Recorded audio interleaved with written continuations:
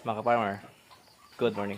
Ngayon ay nasa alas 3 talagang madaling araw at talagang hindi ko tinutulugan ito. Palagi ko siyang pinupuntahan dito.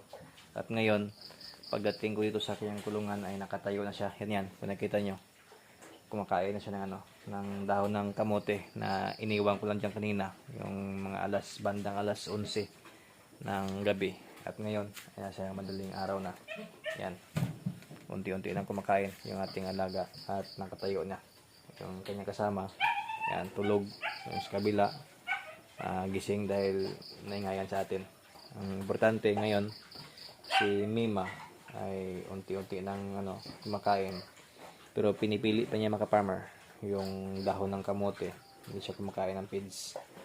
At ngayon unti-unti na siyang uminom ng tubig na may asukal. At yan, pang 3 bisis ko na siya pinahira ng suka ng niyog, yung pure na suka talaga, hindi po dato puti. At yun lang update natin ngayon mga farmer. At ngayon ay nasa alas 3 na ng madaling araw. Yun lang. Good morning.